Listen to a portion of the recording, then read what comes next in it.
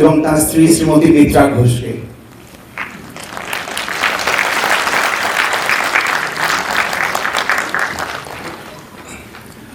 Professor Asim Kumar Ghosh যদি পরিচয় দিতে হয় তাহলে একটা সন্ধে হয়তো কেটে যাবে পুরোপুরি। তা আমি একটু সংক্ষিপ্ত আলাপচারিতায় যাচ্ছি। ওনার সম্পর্কে কিছু কথা বলে আমরা শুরু করব অনুষ্ঠান। প্রফেসর অসীম কুমার ঘোষ বর্তমানে হরিয়ানার 19তম মাননীয় রাজ্যপাল হিসেবে তার দায়িত্ব পালন করছেন। তিনি একাধারে শিক্ষাবিদ, রাজনৈতিক চিন্তাবিদ এবং জননেতা। রাষ্ট্রবিজ্ঞান চর্চা, সামাজিক মত বিনিময়, সাংগঠনিক নেতৃত্ব সব ক্ষেত্রেই তার অবাধ এবং স্বচ্ছন্দ বিচরণ। তিনি তার মনীষা, প্রশাসনিক দক্ষতা এবং চিন্তার স্বচ্ছতা দিয়ে এই ক্ষেত্রগুলিকে সমৃদ্ধ করেছেন। শ্রীযুক্ত ঘোষের জন্ম হয়েছিল 1944 সালের 12ই মার্চ হাওড়ায়। প্রাথমিক পড়াশোনা করেছিলেন হাওড়ার বিখ্যাত বিবেকানন্দ ইনস্টিটিউশনে। রাষ্ট্রবিজ্ঞানে স্নাতক এবং স্নাতকোত্তর ডিগ্রি লাভ করেছিলেন যথাক্রমে বিদ্যাসাগর কলেজ এবং কলকাতা বিশ্ববিদ্যালয় থেকে। প্রায় 4 দশক অধ্যাপনা করেছেন। কলকাতার মহারাজা শ্রীশচন্দ্র কলেজের রাষ্ট্রবিজ্ঞানের প্রধান ছিলেন প্রায় 38 বছর। পড়িয়েছেন সাম্মানিক বিভাগের ছাত্রছাত্রীদের। তার থেকেও বড় কথা, উদ্বুদ্ধ করেছেন বেশ কয়েকটি প্রজন্মকে। শিক্ষাবিদ হিসাবে তার অবদান শ্রেণীকক্ষে সীমাবদ্ধ ছিল না। গবেষণা এবং নীতি অধ্যয়নে তার অবদান অনস্বীকার্য। যুক্ত ছিলেন ইউজিসি এবং আইসিএসএসআর এর একাধিক প্রকল্পের সঙ্গে। ইউজিসি টিচার ফেলোশিপ পেয়েছিলেন পশ্চিমবাংলার মুসলমানদের আর্থসামাজিক অনগ্রসরতার উপর গবেষণার জন্য। সামাজিক সমস্যার তথ্যভিত্তিক বিশ্লেষণ এবং সকলের উন্নয়নের বিষয়ে তার ঐকান্তিক আগ্রহ ও সহযোগ এইসব কাজের মধ্যে দিয়ে প্রকাশ পেয়েছে। প্রফেসর ঘোষ অনেক প্রবন্ধ লিখেছেন সমকালীন রাজনৈতিক এবং সামাজিক সমস্যার বিষয়ে, যার অনেকগুলি প্রকাশিত হয়েছে দি স্টেটসম্যানে। নিয়মিতভাবে তার লেখনী এবং বক্তব্য দিয়ে সমৃদ্ধ করেছেন রাষ্ট্রবিজ্ঞানের সর্বভারতীয় সম্মেলনগুলিকে। ব্যবহারিক দৃষ্টিভঙ্গি এবং যুক্তির তীক্ষ্ণতা তার বক্তব্যকে দিয়েছে এক অন্য মাত্রা। এবার আসছি রাজনীতিবিদ প্রফেসর ঘোষের পরিচয়ে। 1990 সালে তিনি যোগ দিয়েছিলেন ভারতীয় জনতা পার্টিতে। 1995 থেকে 1997 ছিলেন পশ্চিমবঙ্গ বিজেপির রাজ্য সম্পাদক। 1997 থেকে 99 তিনি ছিলেন পশ্চিমবঙ্গ বিজেপির সহকারী রাজ্য সভাপতি। তারপর 1999 থেকে 2002 তিনি সামলেছেন রাজ্য বিজেপির সভাপতির দায়িত্ব। বিজেপি ওয়ার্কিং গ্রুপের সভাপতি হিসেবে তিনি গঠন করেছিলেন একটি থিঙ্ক ট্যাঙ্ক, যেখানে ছিলেন প্রাক্তন IAS IPS officers, corporate executives, chartered accountants, শিক্ষা জগতের বহু বিশিষ্ট ব্যক্তিত্ব এবং ম্যানেজমেন্ট প্রফেশনালস। পরিকল্পনা রূপায়ণের তথ্য এবং সমাজের বিভিন্ন ক্ষেত্রের মানুষের বক্তব্যের প্রয়োজনীয়তাকে তিনি বাস্তব রূপ দিয়েছিলেন। যার কথা না বললে প্রফেসর ঘোষের পরিচয় অসম্পূর্ণ থেকে যাবে, তিনি হচ্ছেন শ্রীমতী মিত্রা ঘোষ, দি lady governor of Haryana. Kolkata বিশ্ববিদ্যালয়ের স্নাতক শ্রীমতী ঘোষ হলেন প্রফেসর ঘোষের আগাগোড়া পথ চলার সাথী।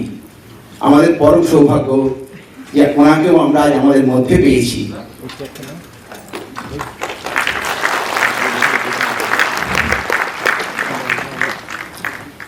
আমরা এইবার আমাদের অনুষ্ঠানের আনুষ্ঠানিক সূচনা করব। আমি প্রফেসর ঘোষ মাননীয় রাজ্যপালকে অনুরোধ করছি এবং শ্রীমতী মিত্রা ঘোষকে অনুরোধ করছি মঞ্চে এসে প্রদীপ জ্বালিয়ে আমাদের অনুষ্ঠান উদ্বোধন করার জন্য।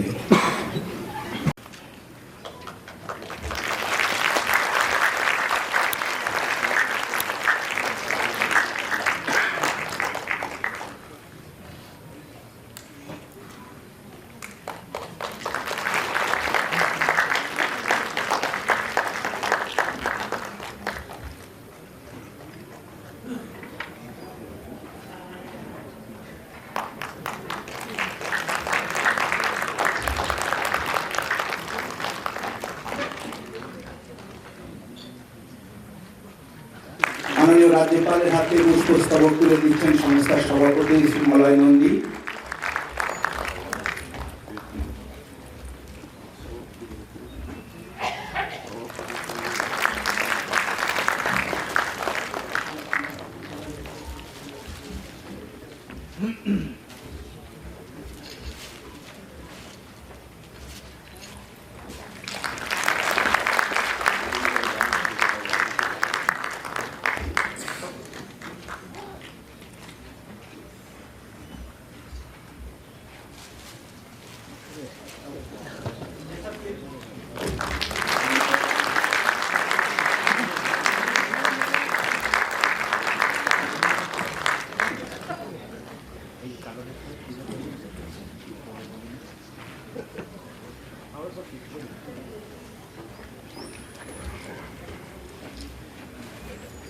Mitra Ghoshji, First Lady of Haryana,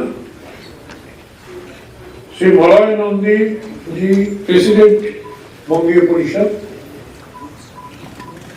distinguished guests, esteemed members of Bongiya Parishad family, ladies and gentlemen, good evening. I extend a very warm good evening to all present here to witness and celebrate the raising day ceremony of Bongiya Parishad Gurugram.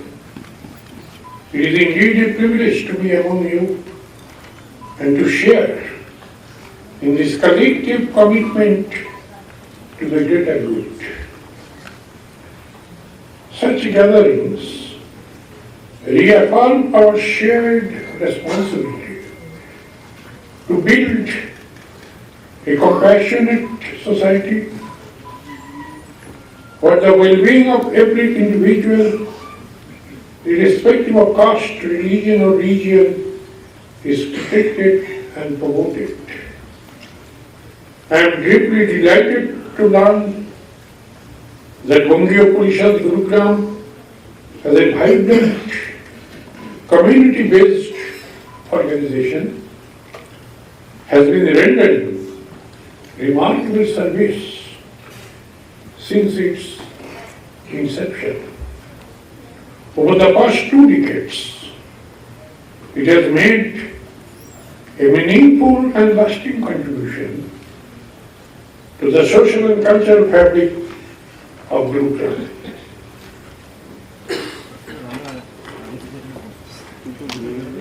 Through initiatives like blood and organ donation drives, as well as book and clothing support for underprivileged children, the Parishad has demonstrated how collective effort and social consciousness can bring real change. Its collaborative approach with like-minded organizations has further strengthened its impact in society. Dear friends, community-based organizations today must expand their vision and outreach beyond traditional roles. They are uniquely positioned to act as bridges between the grassroots and the institutional framework. By fostering deeper partnership with government agencies, local administration, corporate bodies, and civil society groups, they can promote their reach and effectiveness in our society. Whether it is in the areas of healthcare, education, skill development, disaster relief, or social welfare, such collaborations can ensure that support reaches the most vulnerable in a timely and efficient manner.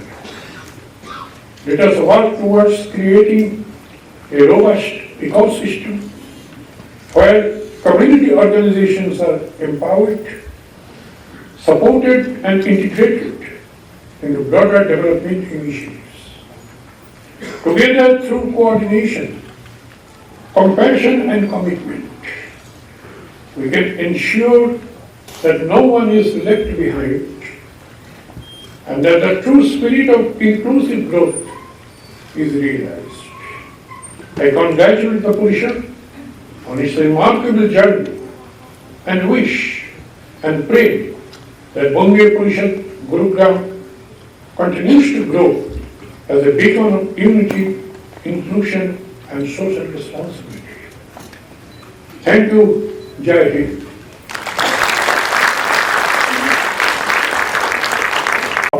Nandikal groups arranged dramas. The entire Bengal will be very well indebted to this group for their excellent performance, expressing social problems, monitoring social events, and always protesting against the oppressor.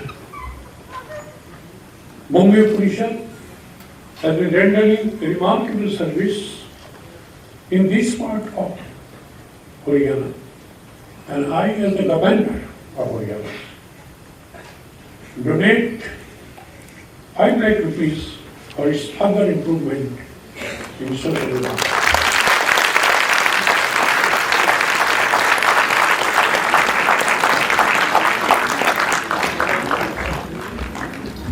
Sanyal আমাদের মধ্যে আছেন, কৃতি বাঙালি, তাকে আমরা অনুরোধ করব মঞ্চে আসার জন্য এবং মাননীয় রাজ্যপাল মহাশয়কে অনুরোধ করব তাকে সম্বর্ধনা দেওয়ার জন্য। সেনাবাহিনীর কর্পস অফ ইঞ্জিনিয়ার্সের সঙ্গে যুক্ত ছিলেন দীর্ঘ 42 বছর। Project management, corporate governance, policy advocacy, strategy, operations, এই কথাগুলির সঙ্গে আমরা কম বেশি সকলেই পরিচিত। কল্যাণ সান্যাল এই সবকটি ক্ষেত্রেই তার অবদান রেখেছেন। পিএইচডি চেম্বার অফ কমার্সের সিইও এবং সেক্রেটারি জেনারেলের পদে অধিষ্ঠিত ছিলেন, পরিচালনা করেছেন বহু বড় সংস্থা, আয় ব্যয়ের হিসাব রেখেছেন, ভারত, আফ্রিকা এবং দক্ষিণ এশিয়ায় $multi-million প্রজেক্টগুলো সামলেছেন, ছিলেন অনেক সংস্থার পরিচালনা পরিষদের সদস্য, কেন্দ্রীয় দপ্তর, আন্তর্জাতিক সংগঠন, দূতাবাস এগুলির সঙ্গে কাজ করেছেন, প্রত্যক্ষ অবদান রেখেছেন কর্পোরেটের সামাজিক দায়বদ্ধতায়, ক্ষুদ্র, ছোট এবং মাঝারি শিল্পের বিকাশ এবং নীতি প্রণয়নে। The chief of the army staff commendation পেয়েছেন 2 বার, পেয়েছেন আন্তর্জাতিক স্বীকৃতি বিভিন্ন ক্ষেত্রে তার অবদানের জন্য। কল্যাণ সান্যাল বর্তমানে অ্যাসোক্যামের সাধারণ সম্পাদক পদে রয়েছেন। 105 বছরের পুরনো এই সংস্থাটি প্রায় 6.5 লক্ষ সংস্থার প্রতিনিধি হিসেবে সরকারকে নীতি প্রণয়নে সহযোগিতা করে। এত কিছু সামলাবার পরে ওনার কাছে সময় থাকে, গল্ফ খেলতে ভালোবাসেন, আর তার কলম শুধু প্রশাসনিক কাজে সীমাবদ্ধ থাকে না, লেখক হিসেবেও তিনি তার কলমকে ব্যবহার করেন। আমরা মাননীয় রাজ্যপাল মহাশয়কে অনুরোধ করব কল্যাণ সান্যালকে সম্বর্ধনা দেওয়ার।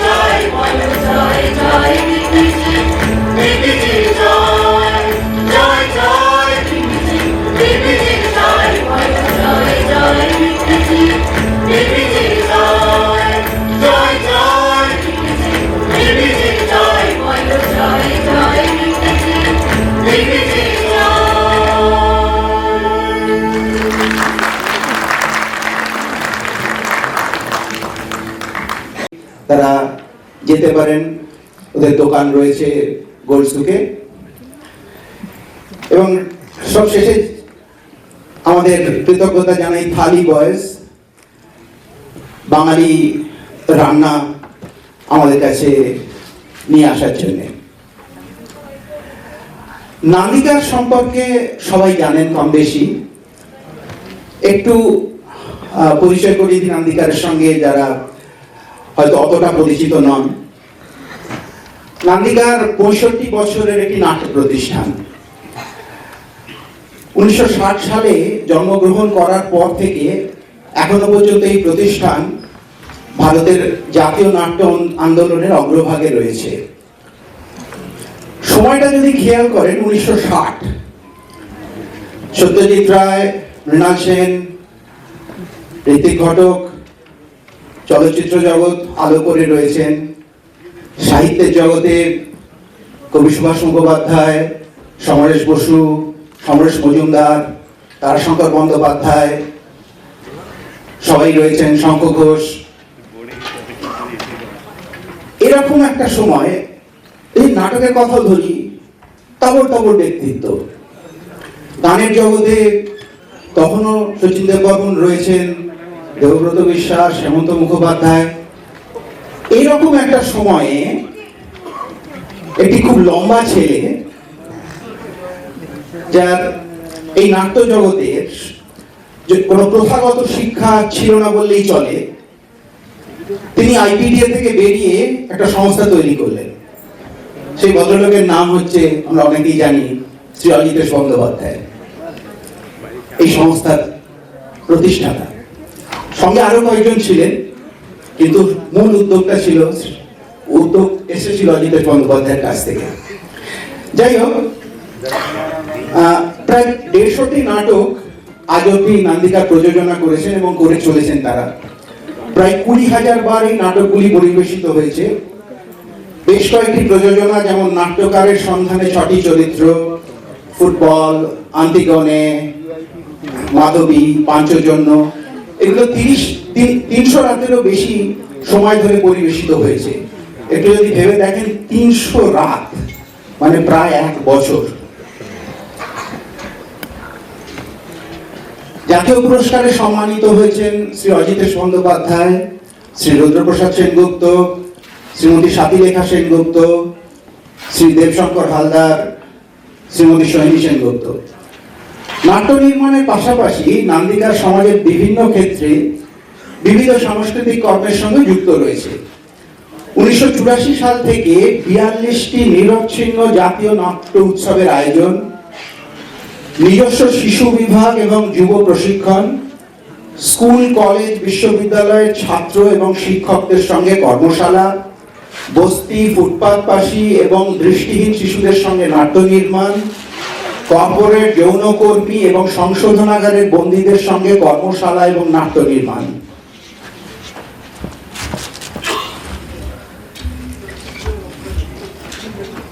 বর্তমানে শ্রীমতী সোহিনী সেনগুপ্তের তত্ত্বাবধানে নান্দিকার পর্যায়ক্রমিক প্রযোজনা এবং পরিবেশনার মাধ্যমে ব্যক্তি স্বাধীনতা, ঐক্য, সংবেদনশীলতা এবং সৃজনশীলতার অন্বেষণে বিশেষভাবে কাজ করে চলেছে। সোহিনীকে আপনারা সকলেই একটু আগে দেখেছিলেন যখন প্রদীপ প্রজ্বলন করে আমরা অনুষ্ঠানের সূচনা করছিলাম। একটু অপেক্ষা করার জন্য অনুরোধ করছি। নান্দিকা তৈরি হচ্ছে, আর কিছুক্ষণের মধ্যেই আমাদের নাটক শুরু হবে।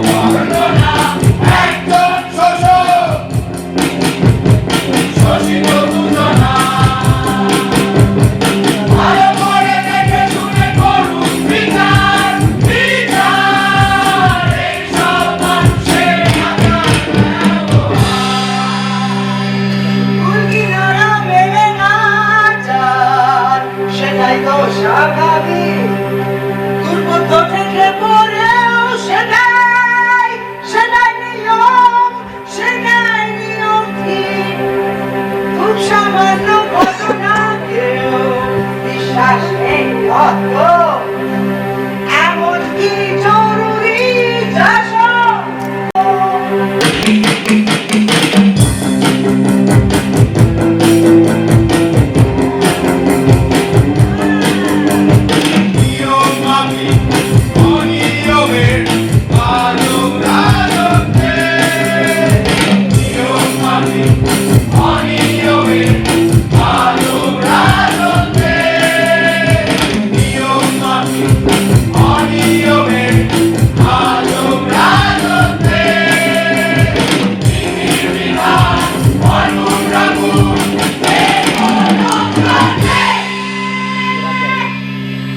বৃত্তান্ত এক, মরুভূমিতে প্রতিযোগিতা।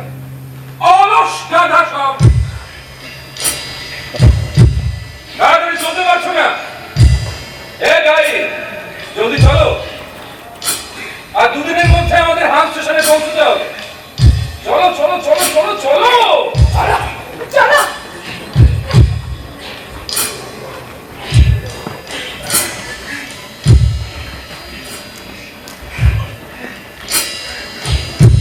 ও, আপনারা সকলে এসে গিয়েছে। আমি একজন সওদাগর, উর্গা যাচ্ছি ব্যবসার কিছু সুযোগ সুবিধার জন্য। আপনারা তো সকলেই জানেন যে ব্যবসায় সব সময় সব জায়গায় এমনকি মরুভূমিতেও কঠিন প্রতিযোগিতা। আমার এই প্রতিযোগীরা আমার থেকে খুব বেশি পিছিয়ে নেই, যে কোনো মুহূর্তে ওরা আমায় ধরে ফেলবে। তবে সবার আগে যে উর্গা পৌঁছবে সেই আসল দামটা মারবে। এখন দেখা যাক আমার এই গাইডটা আমার এই কুলিটাকে ঠিকঠাক ছোটাতে পারছে কিনা। চলুন দেখি।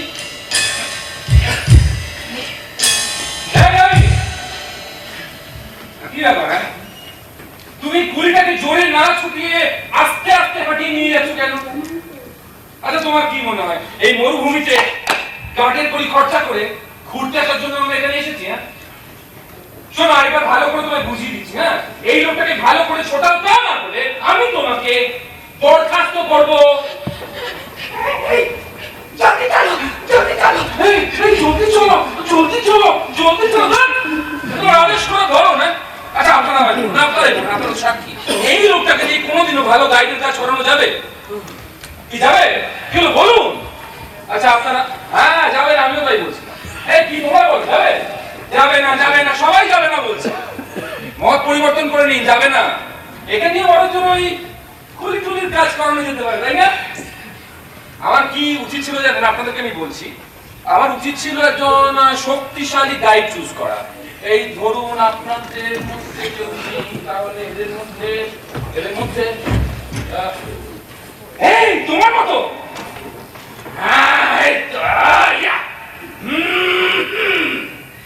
আচ্ছা ঠিক আছে, বসে পড়ো। হ্যাঁ, আমার উচিত ছিল তোমার মতো একজন শক্তিশালী গাইডকে বাছাই করা, যাতে কাজটা ঠিকঠাক ভাবে করা যায়। হ্যাঁ, আমি মেনে নিচ্ছি গাড়ির করি কিছুটা খরচা হতো ঠিকই, কিন্তু কাজটা জলদি জলদি হাসিল করা যেত। কি বোঝাচ্ছে বলুন তো?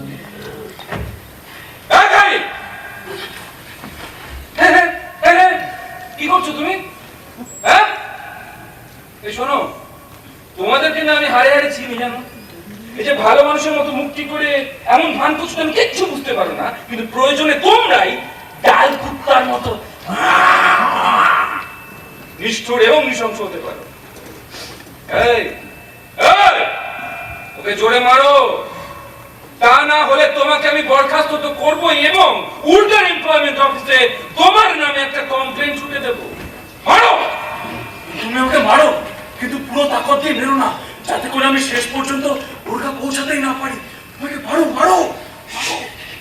জলদি চলো জলদি চলো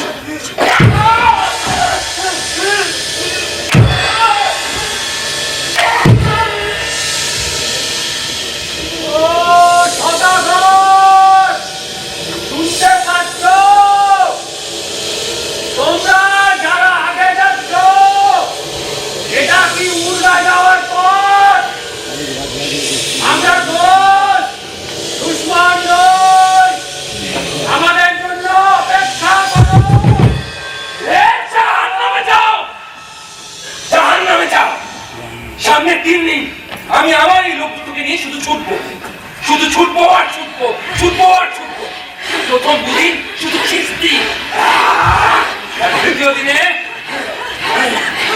ক্রমাগত আশ্বাস আর প্রতিশ্রুতি।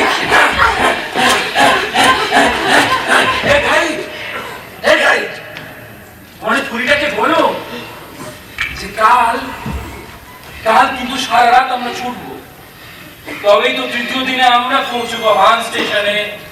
অর্থাৎ অর্থাৎ অর্থাৎ সবার চেয়ে পাক্কা, ওই যে শুরুতে বলেছিলাম, একদিন আগে। আগে বলো!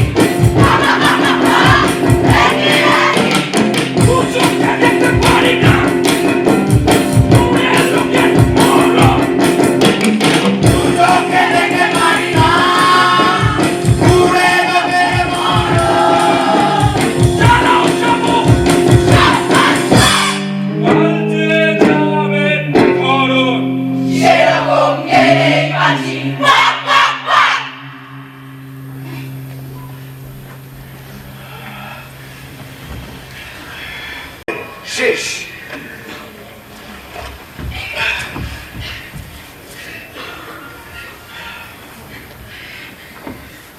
এগুলো হান স্টেশন। হান ভগবানের দয় পৌঁছে গেছি সবার চেয়ে পাক্কা একদিন আগে। কিন্তু এই যে আগে আসাটা রেকর্ড করলাম, তাতে এই অলস জানোয়ার দুটোর কিছু যায় আসে? কিচ্ছু না, ছোট লোক সব। কিন্তু এখনো ভগবানের দয়া আইন কানুন আছে এবং পুলিশ টুলিশ আছে, এতে সব কিছু আইন কানুনের ঠিকঠাক থাকে।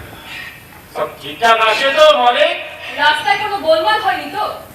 আপনার লোকেদের নামে নালিশ করার মতো কিছু ঘটেনি তো? না না না না না, এখন অব্দি সব ঠিকঠাক। ওই আসলে কি বলতো, আমি যা ধরি তা শেষ করেছি। ওই যে বললাম 3 দিনের পথ আমি 2 দিনে অতিক্রম করেছি। আচ্ছা আমার একটা কথা বলতো, যে এই হান স্টেশনের পর রাস্তা ঠিক কিরকম? সামনে কোনো লোকজন নেই। এরপর পাবেন ধু ধু ইয়াহি মরুভূমি। ধু ধু ইয়াহি মরুভূমি। আচ্ছা, সঙ্গে কিন্তু পুলিশ পাহারা পাওয়া যেতে পারে? না মানে এটাই শেষ ফাঁড়ি, আমরাই শেষ পেট্রোল। সামনে লোকজন নেই, পুলিশও নেই। শুনে না তা, সামনে লোকজন নেই তাই পুলিশও নেই।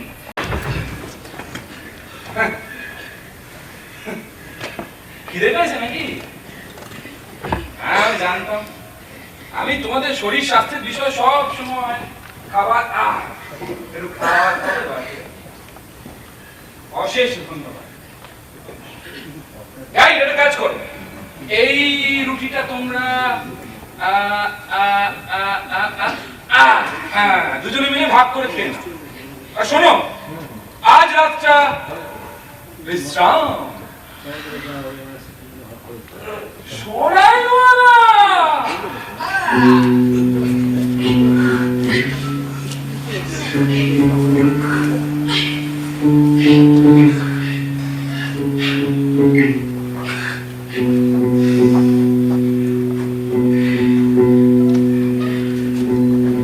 বৃত্তান্ত 3 হান স্টেশনে নাইট 6টা। হান স্টেশন, এই হান স্টেশনে পৌঁছে পুলিশ দুজনের সাথে কথাবার্তা বলার পর থেকেই আমাদের সকালের চাল চলন কেমন যেন বদলে গেছে, যেন একেবারে অন্য মানুষ।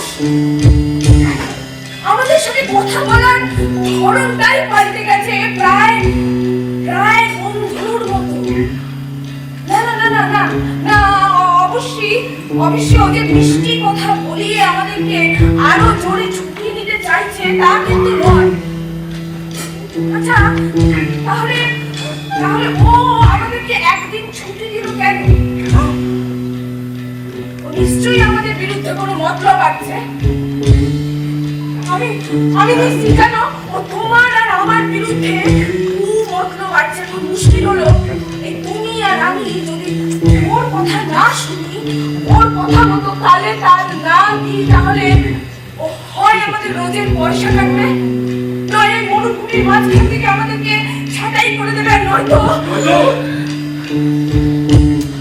নয়তো না না না, কিছু না, তুমি বিশ্রাম করো, তুমি বিশ্রাম করো।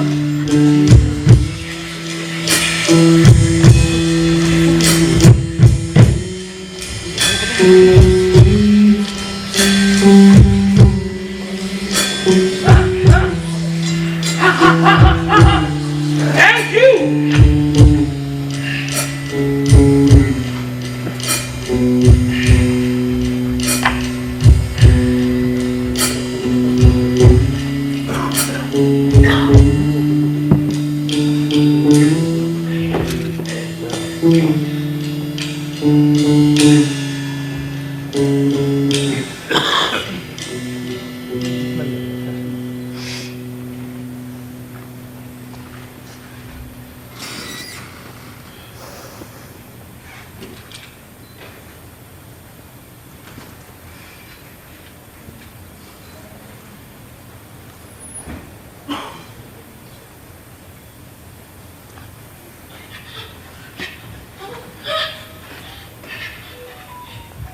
এই গাই,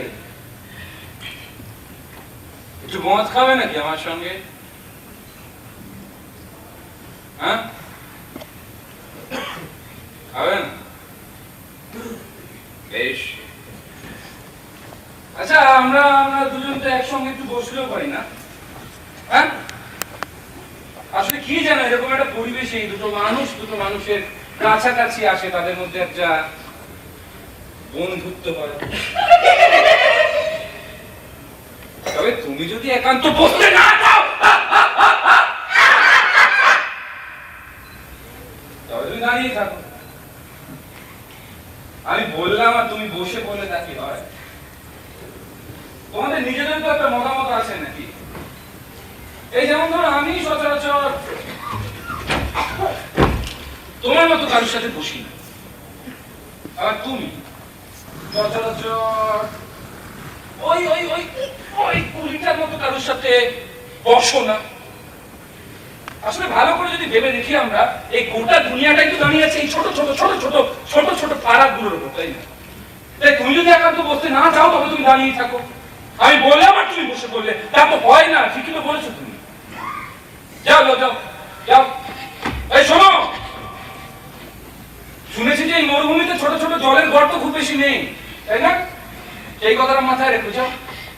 আচ্ছা গাই গাই গাই গাই গাই, আচ্ছা তুমি লক্ষ্য করেছিলে যে কাল যখন তুমি কুড়িটাকে খুব জোরে ছোটাচ্ছিলে, তখন ও তোমার দিকে কেমন একটা অদ্ভুত ভাবে তাকাচ্ছিল? আমি পরিষ্কার দেখেছি যেন যে ও দৃষ্টির মধ্যে কিছু একটা ছিল। দেখো, ঠান্ডা মাথায় শান্ত হয়ে ভেবে দেখো যে ওই কুড়িটা তোমার তুলনায় পরিশ্রম করে অনেক বেশি, কিন্তু মজুরি পায় তোমার থেকে অনেক কম, আর তোমাকে খাটতে হয় ওর তুলনায় অনেক অনেক কম। তাই খুব স্বাভাবিক ভাবে ও তোমাকে ঘৃণা করবে। এটাই তো নিয়ম, তাই না? কি রে বলুন, এটাই তো নিয়ম। তাই ওকে আগে আগে একটু সাবধান করে দিচ্ছি, বুঝলে? ওই লোকটাকে একটু চোখে চোখে রেখো। যাও, চড়াইওয়ালা।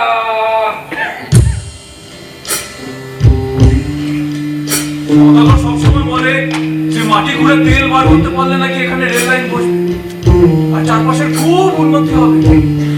সদাগর ছিল যেখানে রেল লাইন বসবে। আচ্ছা রেল লাইন বসলে আমার পেট চলবে কিভাবে? অত ভয় পাওয়ার কিছু হয়নি। কালকে আর কিছু রেল লাইন বসছে না।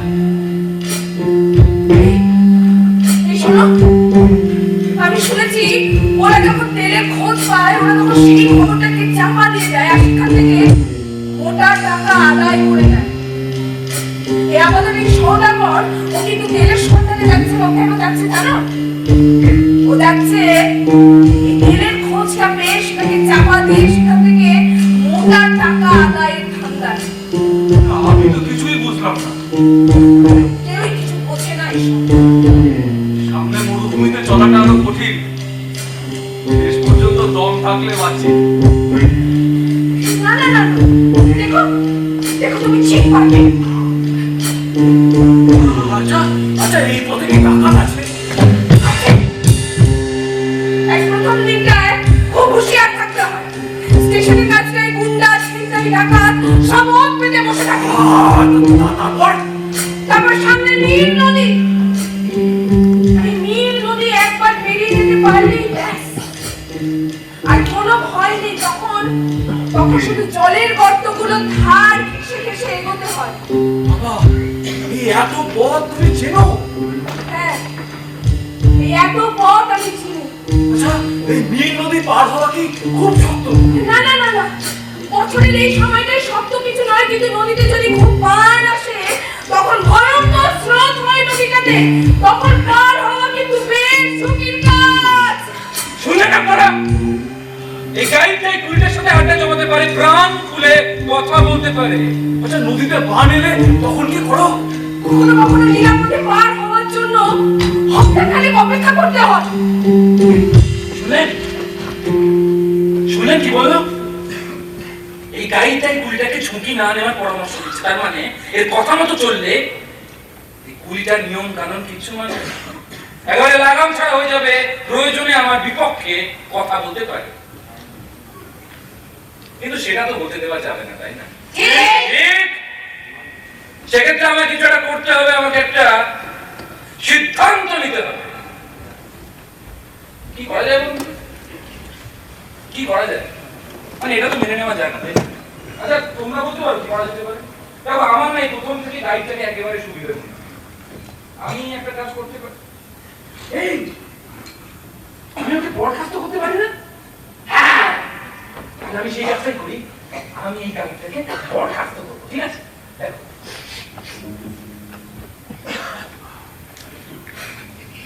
গাইড, গাইড, তোমায় মালপত্র সব বাঁধতে বলেছিলাম, বেঁধেছো?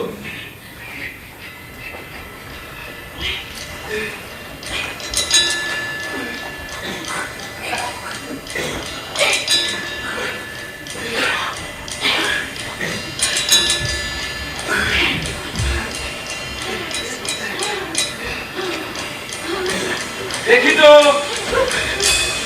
হুকুম মাফিক সব ঠিকঠাক করেছো কিনা।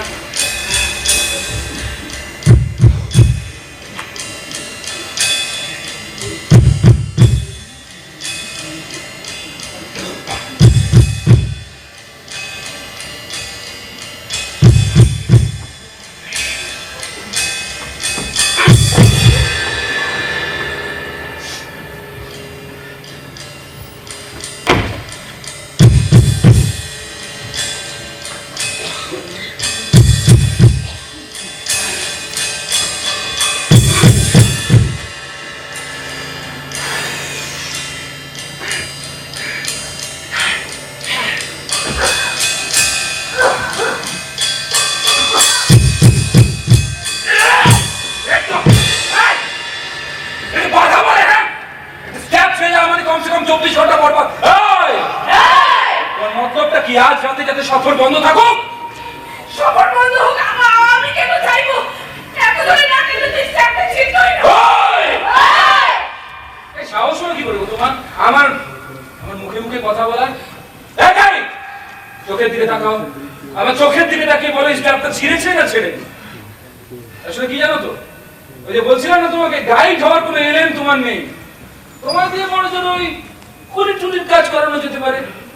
আর আমরা সকলে পরিষ্কার শুনেছি যে তুমি ওই কুড়িটার মাথায় নানা রকম কুবুদ্ধি ঢোকাচ্ছ। আপনি নিশ্চিত হলেন কি করে? এই! কথা বলো কি করে?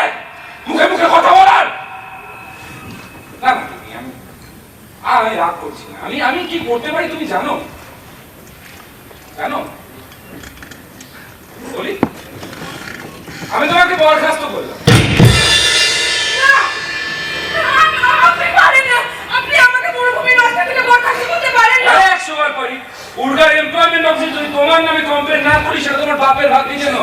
চুপ জয়বালা, এদিকে শোনো, তুমি সাক্ষী হইলে যে ভালো কাজ না করার জন্য এই বাজে গাইডটাকে আমি মরুভূমির মাঝখান থেকে বরখাস্ত করে দিলাম। আর ওর আজ পর্যন্ত যা মজুরি মানে পাওনা ভান্ডা সব আমি তোমার সামনে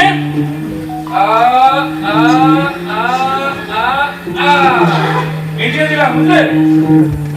আরো একটা কথা, এই সামনের পথটা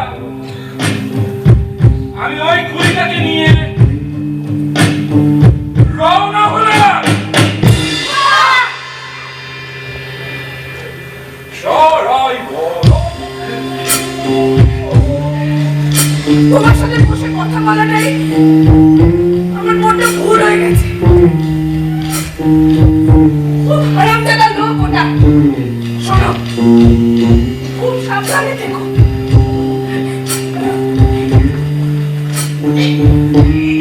এই নাও, এইটা আমার জলের বোতল। এটাকে এক্ষুনি লুকিয়ে ফেলো। আমি নিশ্চিত তুমি মরুভূমির মাঝখানে পথ হারাবে, তখন এই জানোয়ারটা তোমাকে তোমার এই বোতলটা কেড়ে নেবে। এবার চলো, তোমাকে রাস্তাটা বুঝিয়ে দিই। না থাক, তোমার সঙ্গে কথা বলছি দেখলে ভারী মুশকিলে পড়ে যাবো। আমাদের তো তোমাদের মতো ইউনিয়ন নেই, তাই বিনা মজুরিতে বরখাস্ত করলেও আমার কিছু করা থাকবে না। কাজেই ওর মর্জি মাফিক আমাকে চলতেই হবে।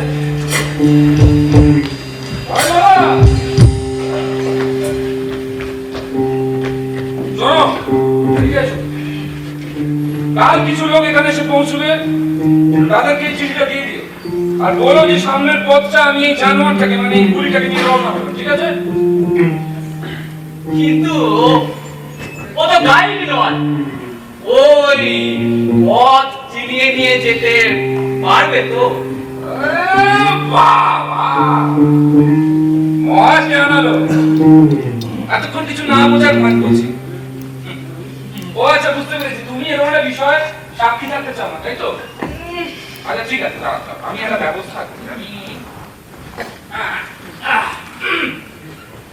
আচ্ছা এবার সাক্ষী তাহলে চটপট ওই বালির ওপর পথটা এঁকে ঘুড়িটাকে বুঝিয়ে দাও।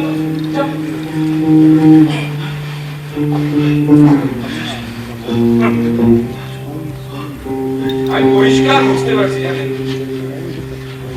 আমি পরিষ্কার বুঝতে পারছি যে আমাকে লড়তে হবে একা।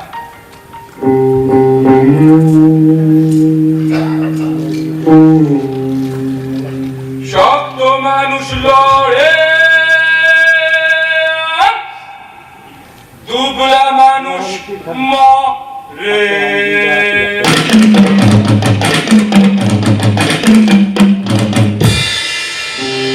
শক্ত মানুষ লড়ে, দুবলা মানুষ মরে।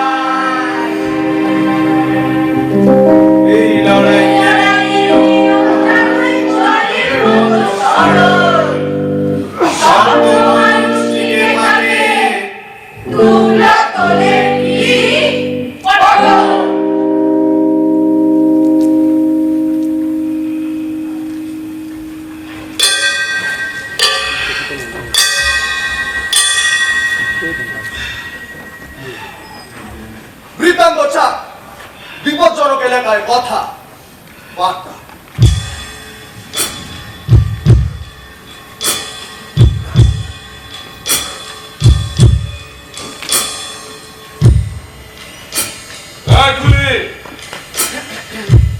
তোমার সামনে আমি গাইডটাকে বরখাস্ত করেছি। যে মালিক সামনের পথটা তুমি আমায় চিনিয়ে নিয়ে যাবে, বুঝেছো? যে মালিক শোনো, আমাদেরকে অনেকটা পথ যেতে হবে, তাই আমি ঠিক করেছি যে আজ রাতটা আমরা বিশ্রাম নেব। যে মালিক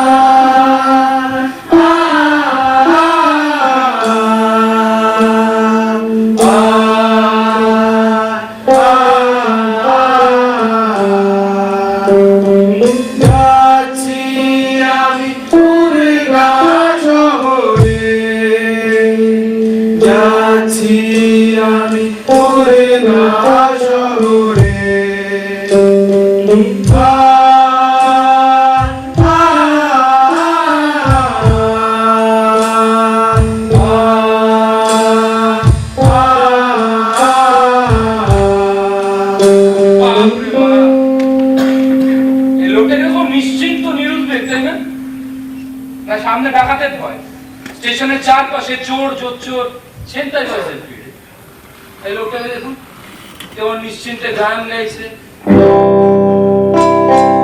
পথে যদি ডাকাত পড়ে, মরুভূমির ধুলো ঝরে, দু চোখ রেখে যায়, তবু যাব আমি উড়গা শহরে। যাব আমি উড়গা শহরে। গাইডটাকে শুরু থেকে কিরকম গোলমালে লেগেছিল জানেন? এই খুব ভালো ব্যবহার করছে, পরের মুহূর্তে আবার দুর্ব্যবহার করছে। আসলে এইসব লোকেদের একটা মুশকিল আছে, এইসব লোকেদের কোনো মেরুদণ্ডই নেই।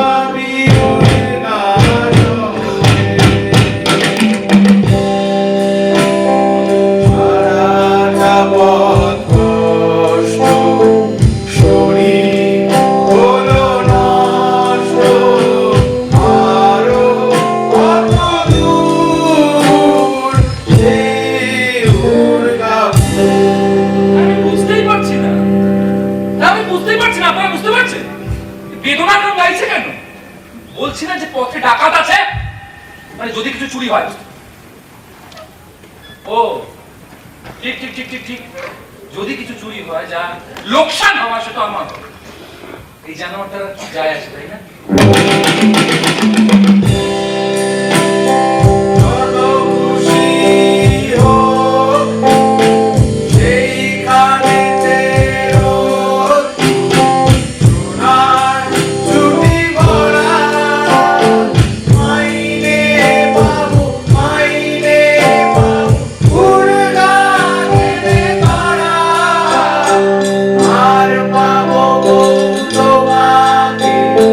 ছোট্ট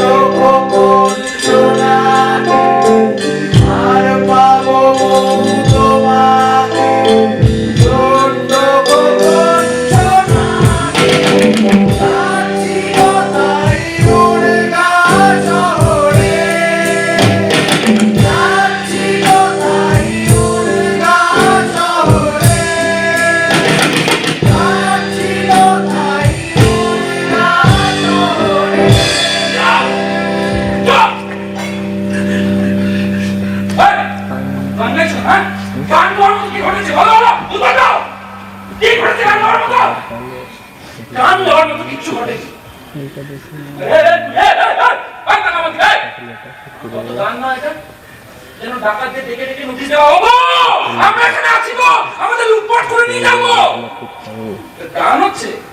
এই, চল, চল, এই, এই, চল। ডাকাতি চলছে না? এই গুলি, বাকি গান তুমি উল্টা পৌঁছে গাইবে, বুঝতে পেরেছো? জি জি মালিক। কি অদ্ভুত লোক,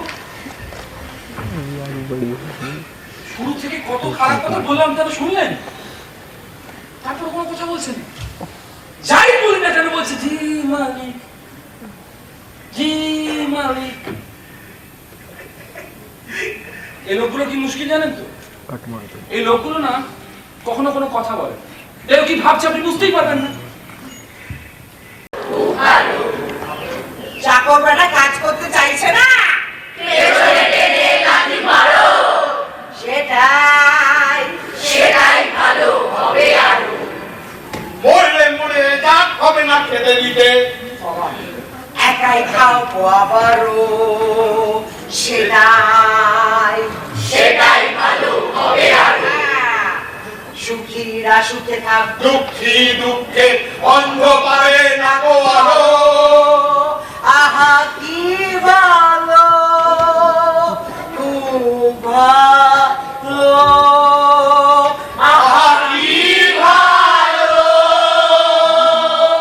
খুব ভালো, আহা কি अब कुछ ना है, ये सिर्फ उसके आने तक काफी है। इसने उसको मार दिया ना, अब कानून এগুলি থাক থাক থাক लेबर থাক, का अत्याचार नहीं कर सकता, ये लेबर है, ये इसके अपना है, আজকে আর দাম কাটাতে হবে না। इसके अपना काम करेगा सर। ওই নদী পার হতে গিয়ে একটা হাত ভেঙে পড়ে আছো, ये पैक कर ছেড়ে দাও ছেড়ে দাও। उस पर दुख में नहीं पैक कर এই শোনো, ওই গাছের গুঁড়িটা কিন্তু তোমার বদলে আমার হাতটা জখম করতে পারতো। আমি যদি নদী থেকে তোমার টেনে না তুলতাম, তুমি তো প্রাণেই বাঁচতে না, তাই না? হ্যাঁ এটা ঠিক। না আমি স্বীকার করে নিচ্ছি যে আমার সাথে যেতে যেতেই ওর সাথে এই দুর্ঘটনাটা হয়। ঠিক আছে শোনো, আমার কাছে এখন পয়সা করে বেশি নেই, বুঝলে? উল্লার আমার একটা ব্যাংক অ্যাকাউন্ট আছে, ওখানে পৌঁছে কিছু পয়সা আমি তোমায় দিয়ে দেবো। যাও। মালিক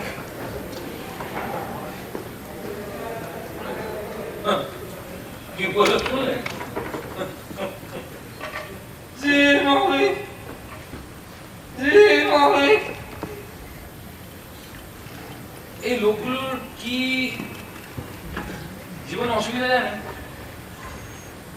যে লোকগুলো না সবকিছুর হাল ছেড়ে দিয়ে বসে আছে, মানে সুস্থ থাকলেই বা কি, অসুস্থ থাকলেই বা কি। হ্যাঁ যেমন ধরুন আমরা যারা সমাজের উঁচু শ্রেণীর মানুষ, আপনারা আমি, আমরা কি করি, কোনো কিছু খারাপ করে সেটাকে ছিঁড়ে ফেলে, তাই তো? তাই তো? এরা নিজেরা পুরোটাই, মানে নিজেদের পুরোটাই খারাপ, তাই সব কিছু হাল ছেড়ে দিয়ে বসে আছে। সুস্থ থাকলেই বা কি, অসুস্থ থাকলেই বা কি। এদের মাথার মধ্যে শুধু একটাই চিন্তা, খাবার। আজকের খাওয়াটা ঠিকঠাক দিতে চাই, কালকের খাওয়াটা ঠিকঠাক ঢুকবে তো।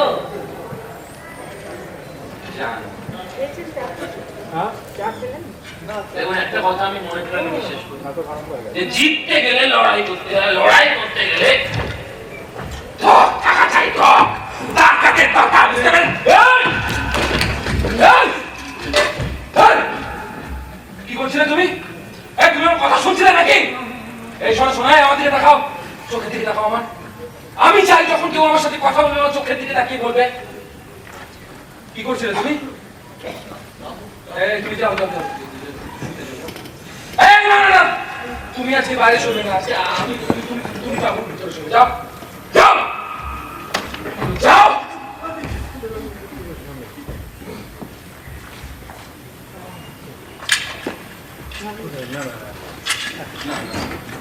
দেখুন দেখুন দেখুন, এই লোকটার সাথে একটা খাবার মতো দুঃখ আমি সবটা খুলে বলছি আপনাকে। দেখুন আমার সাথে যেতে যেতে লোকটার সাথে দুর্ঘটনাটা ঘটে।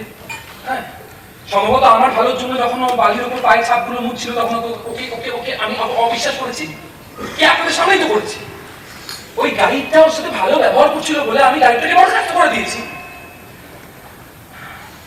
জোরে ছোটানোর জন্য আমি গাইড থেকে বারবার বলেছিলাম যে ওকে মারো, ওকে মারো।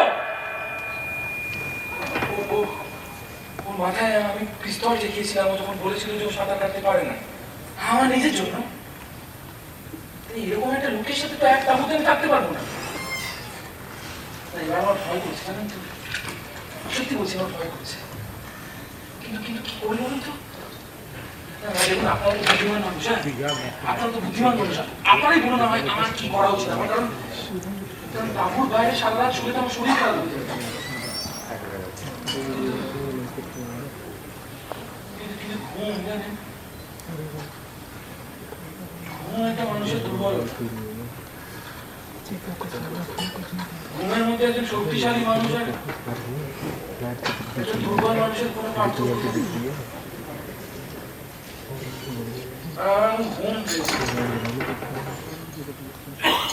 আমার খুব ঘুম পেয়েছে, ঘুম।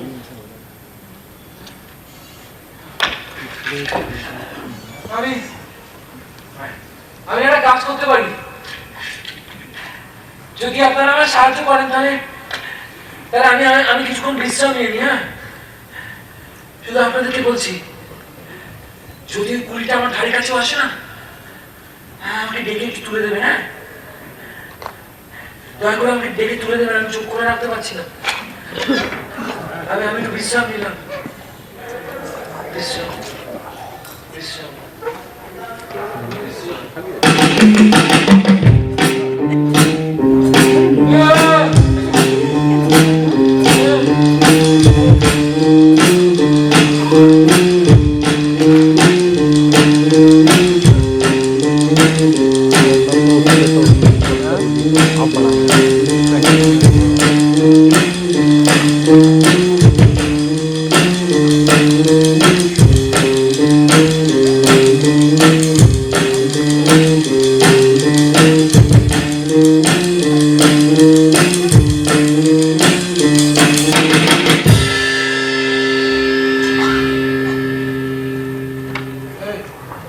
থামলে কেন? সামনে রাস্তা নেই মালিক। কি? আমাকে যদি মারেন মেহরবানি করে এই জখম হাতটাতে মারবেন না, আমি রাস্তা চিনি না। এই হাট স্টেশনে যখন সরাইবেলা তুমি বাড়ির উপর পথটা এঁকে বুঝিয়েছিলে তখন তুমি বলছিলে তুমি বুঝতে পেরেছো। জি মালিক। কিন্তু আসলে তুমি বুঝতে পারোনি। না মালিক। তাহলে আমাকে মিথ্যা কথা বলেছিলে। ভয় বলেছিলাম মালিক, আমি শুধু জানি যে ওই জলের গর্তগুলোর ধার ঘেঁষে ঘেঁষে এগোতে হবে মালিক।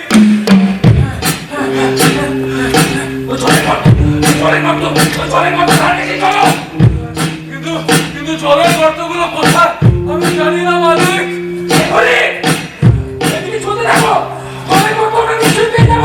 চলো চলো।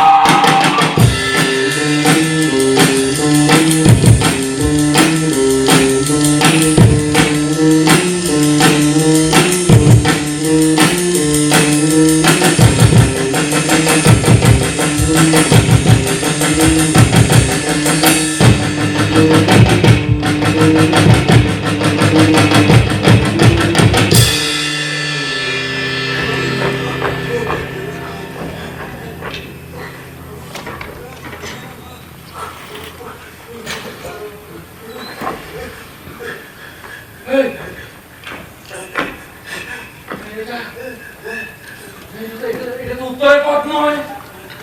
তুমি কোন পথে নিয়ে এসেছো? আমি ভেবেছিলাম এটাই উত্তরের পথ মালিক। কি বললি? তুই ভেবেছিলি এটাই উত্তরের পথ? তাই না? উত্তর, পূর্ব, দক্ষিণ, পশ্চিম,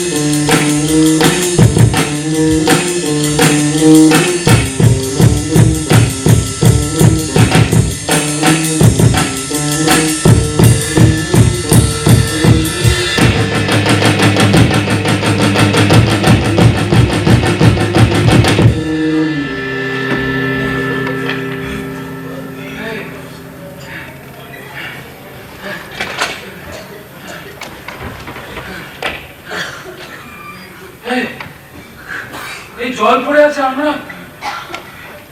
আমরা তার মানে এই পথে আগেও এসেছিলাম। আমরা যদি আগে এই পথে এসে থাকি মালিক, তাহলে তো ঠিক পথ থেকে খুব একটা দূরে যায়নি মালিক। তাবু কাটা, তাবু কাটা।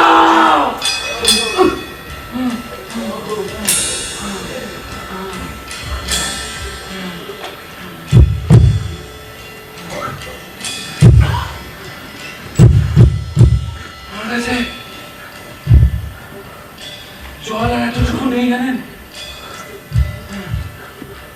কিন্তু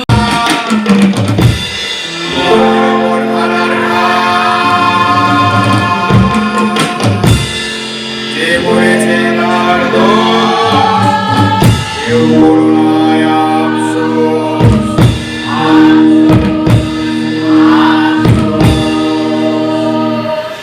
মরার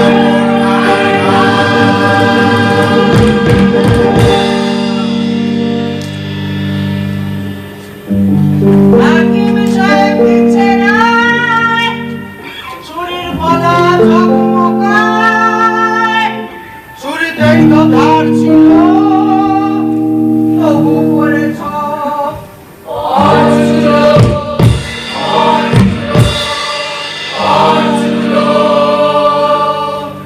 মরার পর কারাগার।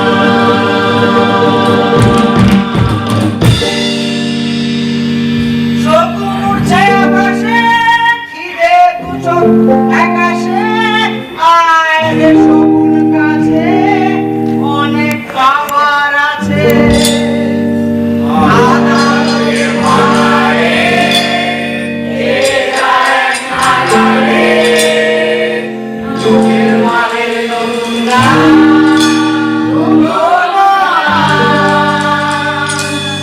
লুঠের মালে নন্দা, লাভের করি রাধে শ্যাম, রাধে শ্যাম, রাধে শ্যাম। মরার ওপর কারাগার।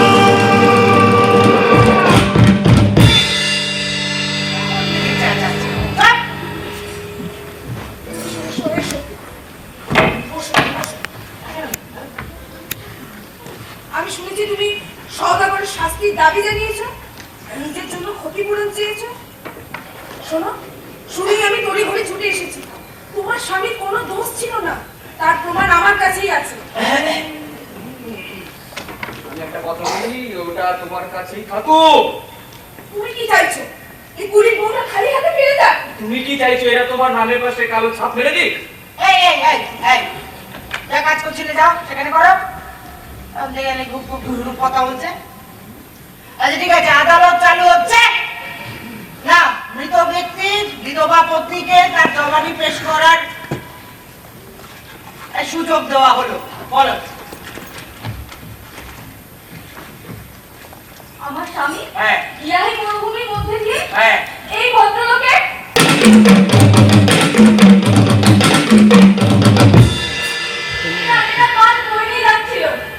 সফর শেষ হওয়ার একটু আগে ইনি আমার স্বামীকে গুলি করে হত্যা করেন।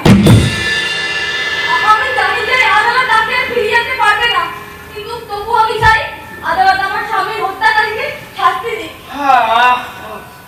শাস্তি? আর তুমি তো ক্ষতিপূরণও দাবি করেছো না? হ্যাঁ হ্যাঁ, কারণ আমাকে আমার বাচ্চাকে খাওয়ানো করার মতো কেউ নেই। না, আদালত তাতে খুশি হয়েছে।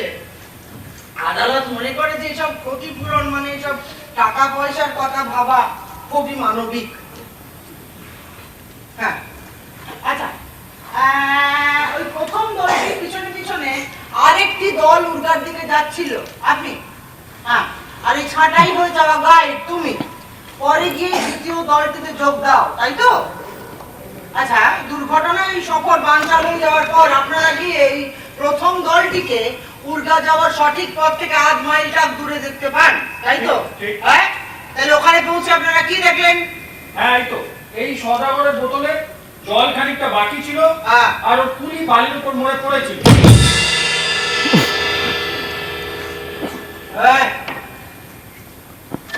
আপনি কি আপনার কুলিটিকে গুলি করেছিলেন? হ্যাঁ করেছিলাম, কারণ ও আমাকে হঠাৎ পেছন থেকে আক্রমণ করেছিল। ও কিভাবে আপনাকে হঠাৎ পিছন থেকে আক্রমণ করতে এলো? ও একটা বড় পাথর নিয়ে আমাকে পেছন থেকে মারতে গেছিল। আচ্ছা আচ্ছা আচ্ছা, ঠিক আছে, ও যে এরকম একটা বড় পাথর নিয়ে, আচ্ছা আচ্ছা, রাগ করবেন না, বসুন বসুন বসুন বসুন। ধন্যবাদ।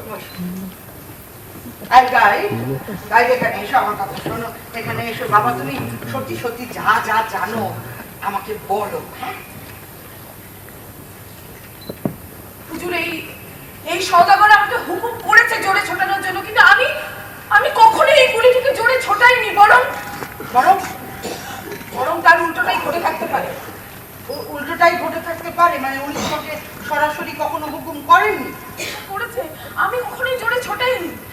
আচ্ছা, উল্টোটাই ঘটে থাকতে, আচ্ছা তাহলে বলো তো তোমাকে বরখাস্ত করা হয়েছিল কেন? তার কারণ এই সওদাগরের মনে হয়েছিল, ওর মনে হয়েছিল যে আমি এই কুড়িটার সঙ্গে একটু বেশি দোস্তি করে ফেলেছি।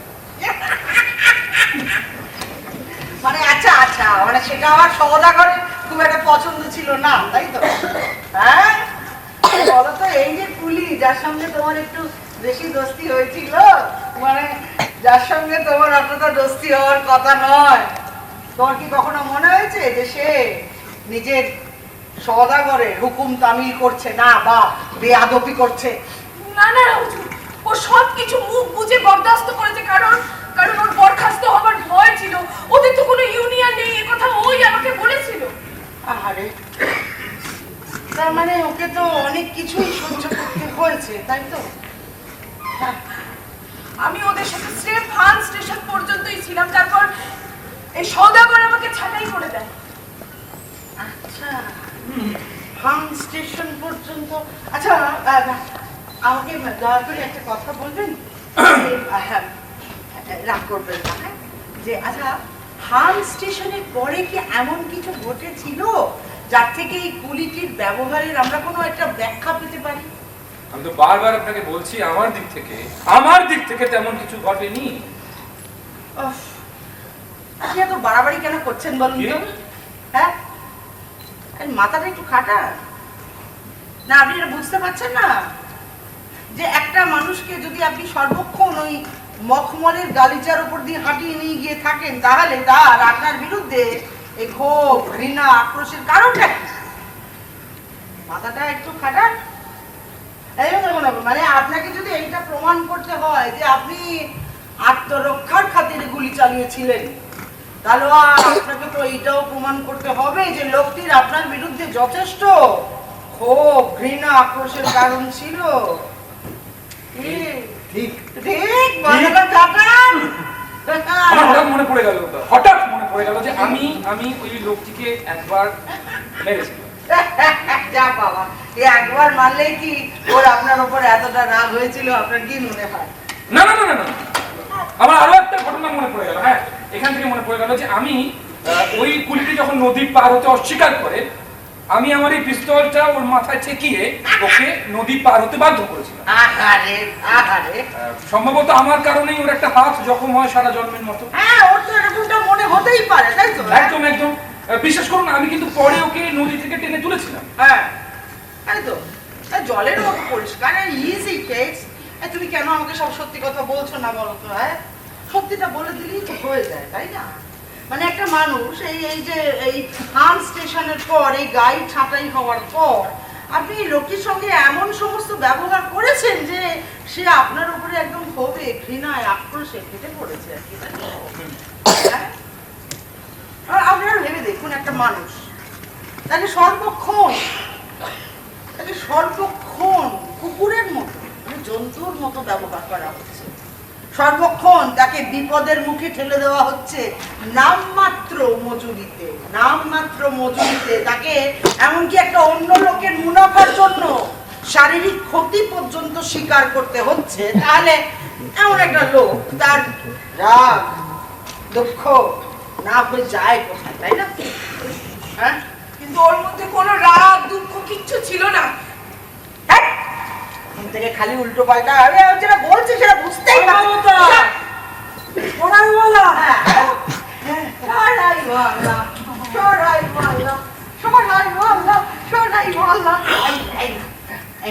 কড়াই ওয়ালা কিছু খাবে? খাবে?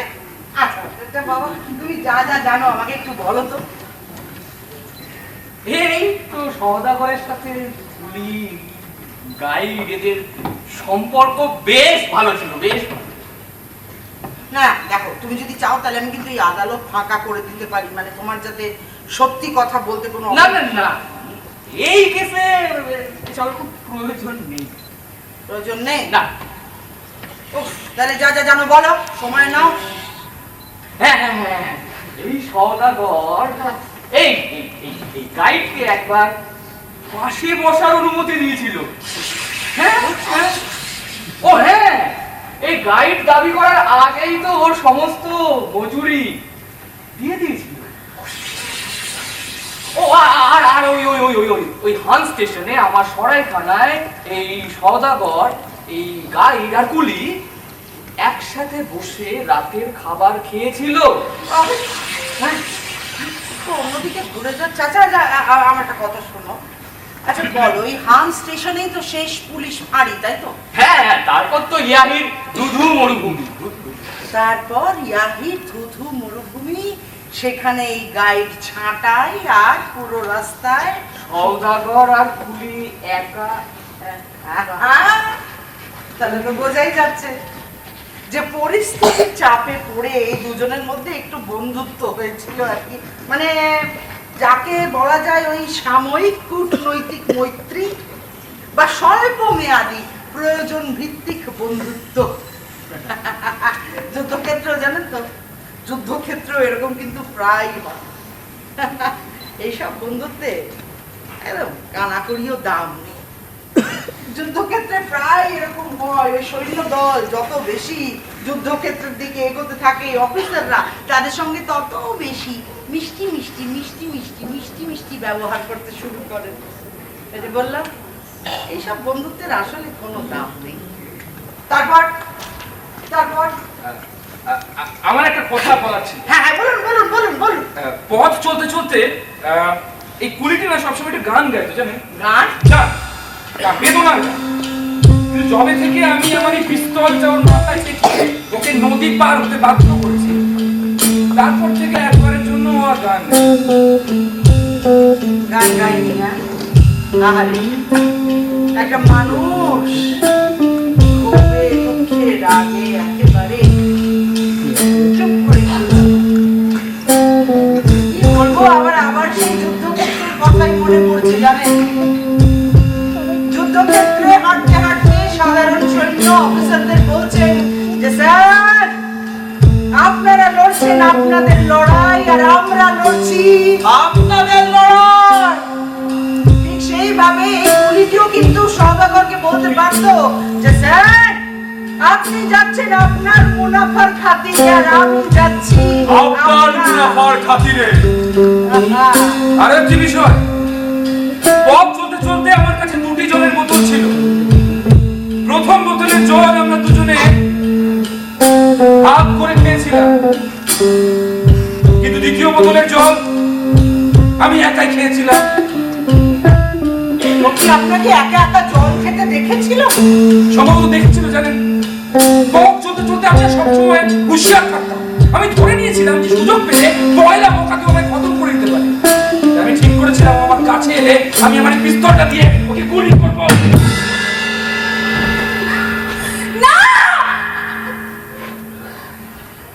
আমি একটা কথা বলতে চাই, ও সওদাগরকে আক্রমণ করতে পারে না। ও কোনোদিন কারো গায়ে হাত তোলেনি। দাঁড়াও, ও যে নির্দোষ ছিল তার প্রমাণ আমার কাছে আছে। এই সেই প্রমাণ। এইটা কি সেই পাথর? এইটা তুমি খুঁজে পেয়েছো? আপনি চিনতে পারেন এইটাই কি সেই পাথর? যাও যাও তুমি যাও। এই সেই পাথর জানি কুলিটা আমাকে আক্রমণ করেছিল। যাও। এবার আপনারা দেখুন তো, আপনারা সকলে দেখুন এই পাথরের ভেতর কি আছে।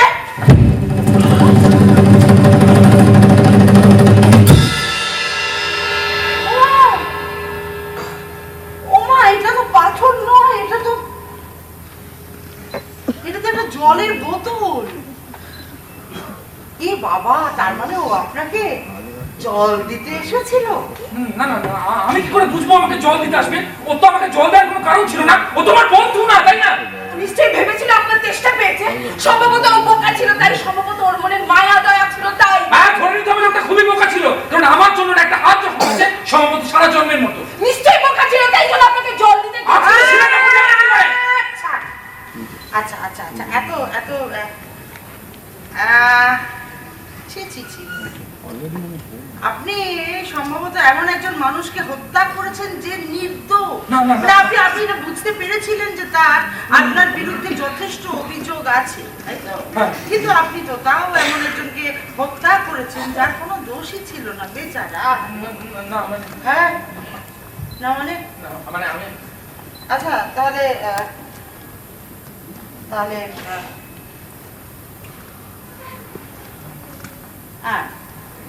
বাহ, তার মানে আসলে আপনি এইটা বলতে চাইছেন যে তার আপনার বিরুদ্ধে যথেষ্ট অভিযোগ ছিল, কিন্তু সে যে নির্দোষ ছিল সেটা বোঝার আপনার কোনো উপায় ছিল না, তাই তো? বুঝতে পেরেছি। হ্যাঁ, এইসব জানেন তো, আমাদের না পুলিশ ভাইদেরও মাঝে মধ্যে এরকমটা হয়, মাঝে মধ্যে যেটা একদম শান্তিপূর্ণ ধর্মঘটিদের ওপর ওরা হঠাৎ করে এই গুলি চালিয়ে দেয় কিংবা একটা টিয়ার গ্যাস ফেলে দেয়, তাই তো? মানে ওটা ভাবতেই পারে না যে একদল মানুষ একত্রিত হয়েছে, এক জায়গায় এসে বসেছে কিছু দাবি দেওয়ার জন্য, অল্প কিছু চাওয়ার জন্য, চাকরি হোক কিছু, মানে কিছু আর কি, বুঝতেই তো পারছে না, সেই সব চাওয়ার জন্য বসেছে, এবং পুলিশকে পেটানোর তাদের কিন্তু কোনো অভিসন্ধি নেই। পুলিশ এটা বুঝতেই পারে না, বেচারা কি করবে বলুন, ওরা তো ভয় পায়, তাই না? এবং দাঁড়ান, এটা তো আপনারা মানবেন যে ভয় পাওয়া কিন্তু মানসিক স্বাস্থ্যের লক্ষণ। ঠিক ঠিক ঠিক ঠিক, মানসিক স্বাস্থ্যের লক্ষণ, তাই তো? তাহলে কি দাঁড়ালো? কি দাঁড়ালো যে এই কুলিটি যে আর 5টা কুলির চাইতে ব্যতিক্রম, সেইটা বোঝার আপনার কোনো উপায় ছিল না, তাই তো? না আরে মানে যেটা চলতি নিয়ম, মানে যে নিয়মের কথা ভেবে হিসেব করতে একদম সেইভাবেই তো সবটা করতে হয়, একদম। মানে ব্যতিক্রমের হিসেবে তো কাজ করা যায় না। একদম, মানে সর্বক্ষণ আপনি যাকে অত্যাচার করছেন সে কেন আপনাকে জল দিতে গেল বলুন তো? হ্যাঁ, তাহলে কি দাঁড়ালো? হ্যাঁ,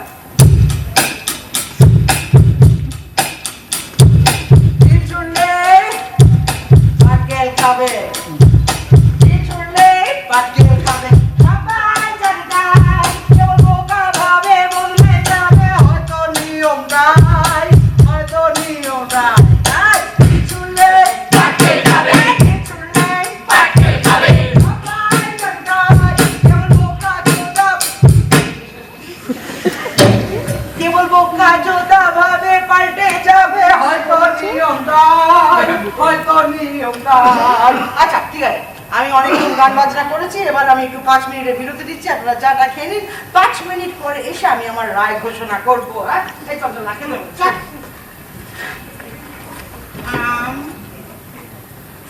তুমি তো আর কোনোদিন কাজ পাবে না, ভয় করছে না তোমার? ব্যবস্থাটা এমন মজার, এই বানিয়েছেন তেনারা।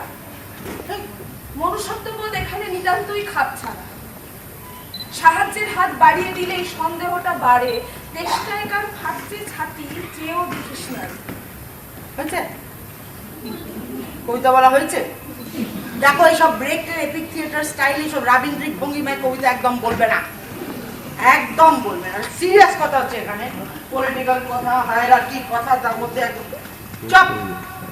আচ্ছা, তাহলে এবার আমি আমার রায় ঘোষণাটা করি। হ্যাঁ, দেখুন, এইটা কিন্তু প্রমাণিত সত্য, আপনারাও দেখলেন যে যে জিনিসটি দিয়ে ওই গুলিটি এই সওদাগরকে আক্রমণ করতে গেছিল সেটা পাথর নয়, সেটা আসলে একটা জলের বোতল। হ্যাঁ, কিন্তু এইটা প্রমাণ হলেও একটা প্রশ্ন কিন্তু থেকে যায়, সেটা হলো যে এই জলের বোতল থেকে জল দেওয়ার পরিবর্তে এই সওদাগরকে আক্রমণ করাই কি কুলির পক্ষে স্বাভাবিক ছিল না? ওটাই তো স্বাভাবিক ছিল, কেন বলুন তো? এই যে কুলিটি যে শ্রেণীর আর কি নিচু শ্রেণীর, তো এরা সব সময় ভাবে যে তারা শোষিত, এবং হয়তো কোনো সঙ্গত কারণেই তারা এটা মনে করে, এবং এরা সর্বক্ষণ ভাবে যে এই শাসকদের বিরুদ্ধে লড়াই করা তাদের পরম নৈতিক দায়। আসলে ওরা যে শ্রেণীর লোক, ওরা কোনো কিছুকেই ঠিক গভীর ভাবে দেখতে পায় না, সবকিছুকেই একভাবেই দেখে, তাই তো? মানে যে তাকে সর্বক্ষণ অত্যাচার করে চলেছে তাকে জল দেওয়া কি দরকার ছিল বলুন তো? এদিকে দেখুন, এদিকে এদিকে এই সওদাগর, এর শ্রেণী চরিত্র কিন্তু পুলিশ থেকে একেবারে আলাদা। এ কিন্তু একটু অন্য শ্রেণীর মানুষ। হ্যাঁ, মানে যে মানুষটিকে সে সর্বক্ষণ অত্যাচার করে চলেছে, সে যে তাকে একটা মৌকা পেয়ে সুযোগ বুঝে হত্যা করবে, এটাই তো তার পক্ষে ভাবা স্বাভাবিক, তাই না? হ্যাঁ, আপনারাই বলুন, আপনারাই তো বললেন তখন, হ্যাঁ আপনারাই তো তখন বললেন যে মারুন মারুন, ঠিকই তো বললেন, এসব ছোট লোকদের তো মারতেই হয়, তাই না? হ্যাঁ, কিন্তু আবার তাই ফিরে আসছি, মানে জায়গাটাও ছিল একদম জনমানব শূন্য। ওখানে পুলিশ ছিল না, আদালত ছিল না, আইনের কল্যাণময় ভূমিকাটিও ছিল না।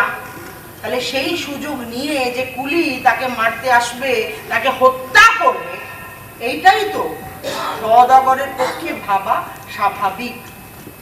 স্বাভাবিক নিয়মেই তো সব হয়, ব্যতিক্রমে কিন্তু আসলে কোনোই কাজ হয় না। দেখছেন না চারিপাশে, যা স্বাভাবিক, যা সবাই মনে করে, সেটা দিয়েই কিন্তু সব হয়। বুঝেছেন তো? অতএব আর অত কথাই যাচ্ছি না, মানে এখন কথা শুরু করলে কিন্তু আর অনেক কথা বলতে হবে। আমরা এখন অনেকেই সে সমস্ত কথা আর জোরে বলতে পারি না, মানে পিস পিস করে বাড়িতে হয়তো লুকিয়ে লুকিয়ে বলি। তো সেই জন্য অত কথার মধ্যে না গিয়ে আমি বলছি কি, যে এই সওদাগর যা করেছেন তা আইন সিদ্ধ, আত্মরক্ষার খাতিরেই করেছেন। অতএব আমি আপনাকে খালাস করলাম, যাক বেকসুর খালাস। আর এই যে বিধবা পত্নী, তুমি কিছু মনে করো না, এখন তোমাদের সময় তোমার নয়, তুমি যা যা চেয়েছিলে সব কিছুই পাবে না, এবার তুমি যাও যাও যাও। পারলে যদি মুরদ থাকে পরে এসে লড়ে নিও, কিন্তু আর পরে বলে বোধ হয় কিছু আসবে না। যাও যাও। হয়ে গেছে? খুশি হয়েছেন আপনারা? হ্যাঁ, ভার্ডিক্ট ইজ ডান। প্রীতম, শেষ গানটা গিয়ে দাও, ব্রেক যেটা লিখেছিলেন। এখন শুনবো। নাটক তো ফুরলো, ডাটা ডাউন, নোটে গাছ কি মুরলো, ডাটা ডাউন, চোখের ওপর দেখতে পেলেন কিসের থেকে কি হলো। Data down. একটা কথা বলি শেষে বিচার করে নি, লজ্জা ঘটে সত্যি হবে, তাই কি চিরদিন চিরকালের নিয়ম দেখে রাস করে না মুখে।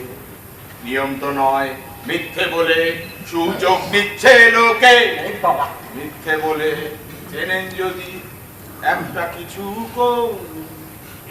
আপনারা সব মেয়ে পুরুষ বৃদ্ধ এবং তরুণ একটা কিছু করুন, সবাই একটা কিছু করুন।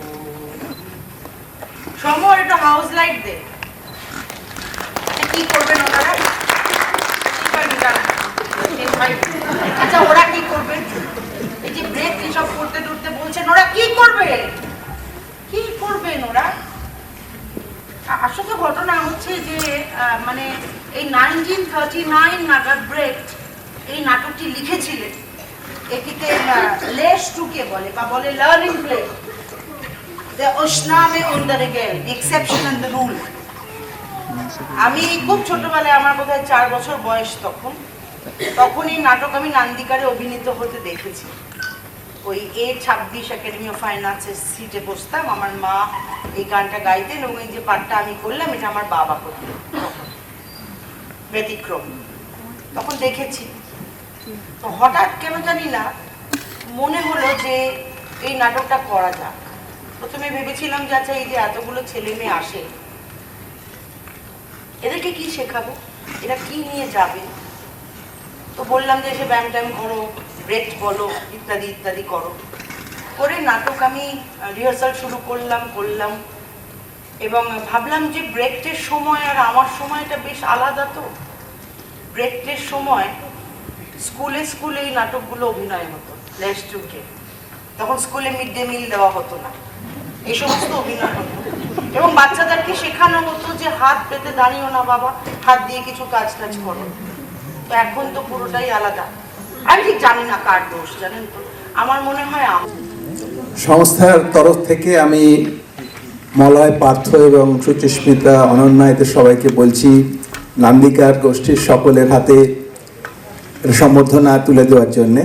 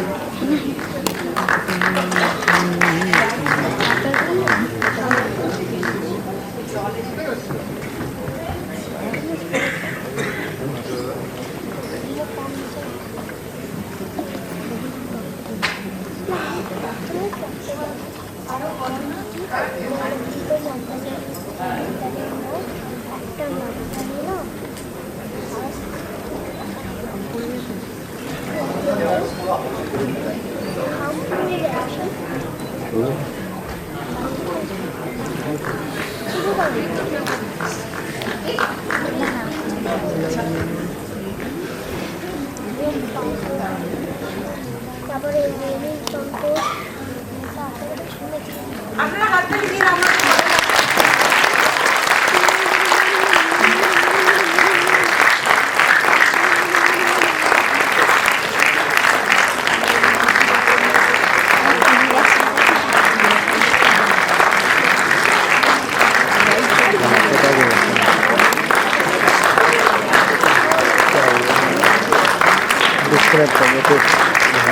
আমরা भी खोल को दबा के रखो।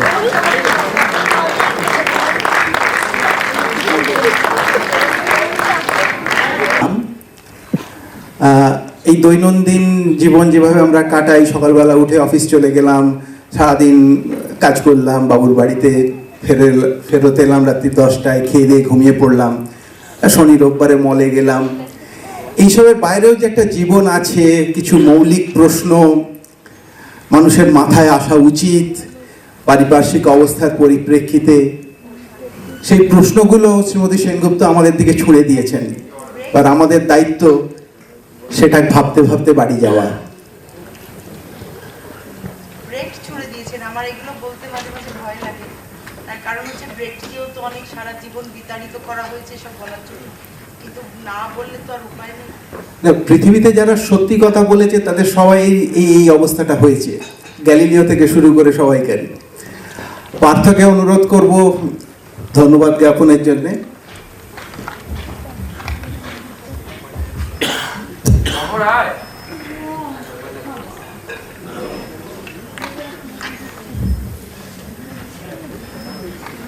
শুভ সন্ধ্যা।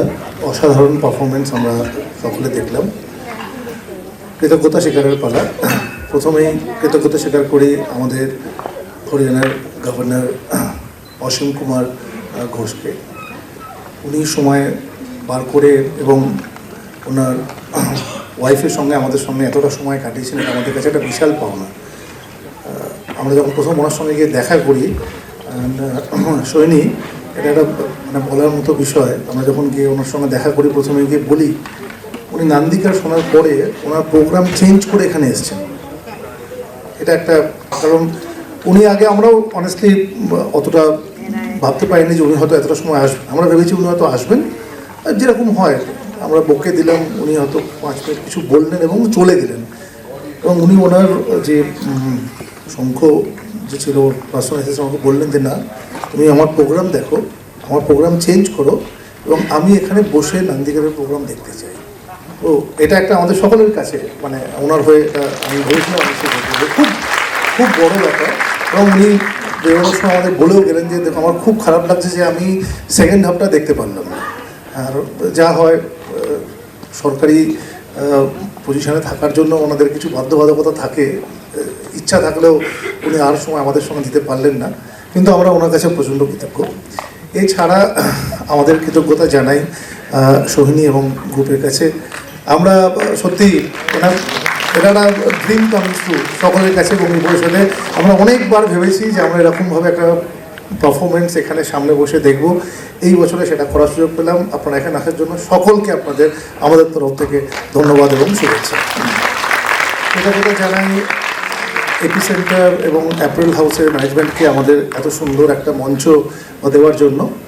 কৃতজ্ঞতা জানাই এপিসেন্টারের যারা আমাদের আজকে সারাদিন সাহায্য করলেন, লাইট মাইক প্রত্যেকে, পার্টিকুলারলি আমাদের তরফ থেকে অর্ণবকে।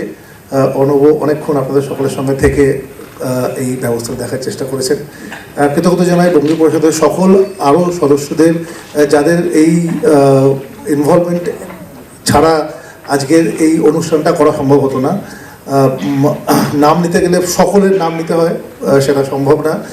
কিন্তু ডেফিনেটলি আমি পার্টিকুলারলি বলবো মলয় যেভাবে এই পুরো জিনিসটাকে দায়িত্ব নিয়ে করেছে, এটা একটা প্রচণ্ড কমেন্ডেবল ব্যাপার। আমরা কখনো ভাবতেই পারিনি যে এরকম এটা হতে পারে। সকলেই অসাধারণ মানে প্রচেষ্টার মাধ্যমে পুরো জিনিসটাকে করে নিয়েছেন।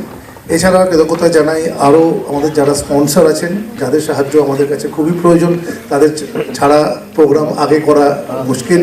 সেনকো জুয়েলার্স আপনারা হয়তো দেখেছেন বাইরে, ওরা আমাদের সঙ্গে আছেন। এছাড়া আমাদের সঙ্গে আরও 3-4 জন স্পন্সর আছে, আমি প্রত্যেকেরই কাছে খুবই কৃতজ্ঞ। তারা আমাদের আজকে প্রোগ্রামের মধ্যে আমাদের সঙ্গে থেকে এই প্রোগ্রামটাকে সাফল্যমণ্ডিত করে তুলেছেন। একটা খুব বড় কৃতজ্ঞতা জানানোর কথা আমার, এবং আমি এটা খুব কৃতজ্ঞ যে কর্নেল সৌরভ সান্যাল আমাদের সঙ্গে ছিলেন। আমরা যখন কৃতি বাঙালি কথা ভাবি এই বছরের ক্ষেত্রে, স্যার আপনার কথা একদম প্রথমে আমাদের কাছে আসে। মানে এটা কোনো লিস্ট ধরতে হয়নি।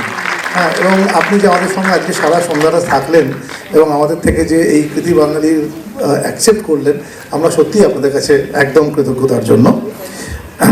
যারা আমাদের এখানে আরও মিডিয়া বন্ধুরা ছিলেন, তাদের সকলের কাছে কৃতজ্ঞ। আশা করা যায় কাল পরশু আমাদের কিছু ডেফিনেটলি কাগজে এবং অন্যান্য সোশ্যাল মিডিয়াতে আমরা এদের গ্লিমস আমরা দেখতে পারবো। ফটো ভিডিওগ্রাফি, আমাদের ফুড পার্টনার দেবুর কথা স্পেশালি বলি, আমি সোহিনীর টিমের থেকে শুনেছি যে ওরা হয়তো এখানে এসে আশা করেনি যে বাঙালি খাবার এতটা পাবে। আমরাও একটু টেনশনে ছিলাম যে এত সকলে আসছেন যে আমরা ওদেরকে যদি ঠিকমতো করে দেখাশোনা করতে না পারি খুবই খারাপ লাগবে। কিন্তু দেবু এটা খুবই ভালো আমাদের খাবার পৌঁছে দিয়ে গেছে প্রত্যেক দিন সময় মতো। এবং এছাড়া যারা আজকে আমাদের সঙ্গে সময় দিলেন এবং আমাদের যে প্রোগ্রামটা দেখলেন, আপনাদের সকলের কাছে আমরা একান্ত কৃতজ্ঞ। আপনাদের পার্টিসিপেশন ছাড়া কোনোভাবেই এই প্রোগ্রামটাকে আমরা সাফল্যমণ্ডিত করতে পারতাম না। বঙ্গী পরিষদের তরফ থেকে সকলকে জানাই শুভেচ্ছা। আমরা চেষ্টা করব এই ধরনের অনুষ্ঠান আরও আগে নিয়ে যেতে। আজকে আমাদের গভর্নর সাহেবের সম্মতিতে আমরা ব্লাড ডোনেশন ক্যাম্প ওনারই থ্রু দিয়ে রেড ক্রস সোসাইটির মাধ্যমে অর্গানাইজ করছি। 24 মে এই ব্লাড ডোনেশন ক্যাম্প আমাদের হবে, ওনাকে আমরা জানিয়েছি। আমরা আশা করি ওনার তরফ থেকেও আমরা আরও হেল্প আগে পাবো। তো সকলে ব্লাড ডোনেশন ক্যাম্পে যাদের পক্ষে ব্লাড ডোনেট করা সম্ভব সকলকে রিকোয়েস্ট করব আপনাদের ক্যালেন্ডারে এই দিনটাকে নজর রাখুন। 24 মে। যত বেশি ডোনার তত বেশি লোককে আমরা সাহায্য করতে পারব। নমস্কার, শুভ সন্ধ্যা। ফেসবুক পেজ যদি আপনারা ফলো করেন তাহলে আমরা কি কাজ করছি সব দেখতে পাবেন।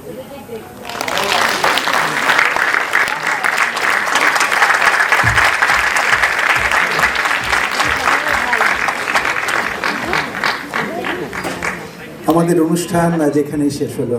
নমস্কার।